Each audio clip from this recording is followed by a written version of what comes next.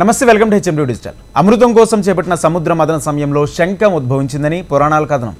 పూజా సమయంలో శంఖం ఊదడం శుభప్రదంగా భావిస్తారు. శంఖాన్ని ఊదడం ద్వారా సానుకూల శక్తి ప్రవహిస్తుంది. శంఖం ఊదడం వల్ల కలిగే ప్రయోజనాలు ఇప్పుడు తెలుసుకుందాం. హిందూ మతంలో పూజా సమయంలో శంఖం ఊదడం చాలా పవిత్రమైనదిగా పరిగణించబడుతుంది.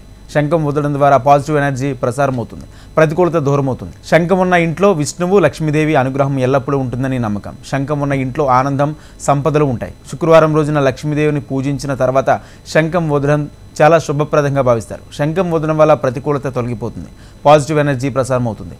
శంఖంలో నీటిని నింపి ఇంటి నిండా చల్లడం కూడా చాలా మంచిదని భావిస్తారు. శంఖాన్ని ఊదడం వల్ల ఇంట్లోని వాస్తు దోషాలు తొలగిపోతాయి. శంఖాన్ని ఊదడం సంతోషం పెరిగిస్తుంది.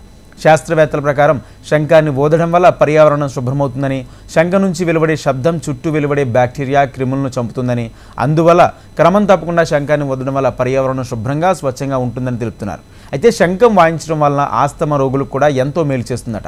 ఆస్తమా రోగులు క్రమం తప్పకుండా శంఖాన్ని ఊదవచ్చు. శంఖం ఊదడం వల్ల ఊపిరితిత్తులు బలపడతాయి.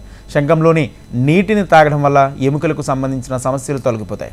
ఈ నీటిలో కాల్షియం, ఫాస్ఫరస్ ఉంటాయి. కంటి ఇన్ఫెక్షన్స్ వస్తే శంఖంలో నీటిని తీసుకుని వాటితో కళ్ళని క్లీన్ చేయండి. ఇలా చేస్తే రిలీఫ్ ఉంటుంది. దీంతోపాటు దృష్టి సమస్యలు దూరమవుతాయి. రాత్రంతా శంఖంలో ఉంచిన నీటితో మరికొన్ని సాధారణ నీటిని కలిపి కళ్ళని కడగడం చేయండి. కంటి సమస్యలు చాలా వరకు తగ్గిపోతాయని శాస్త్రవేత్తలు చెప్తున్నారు.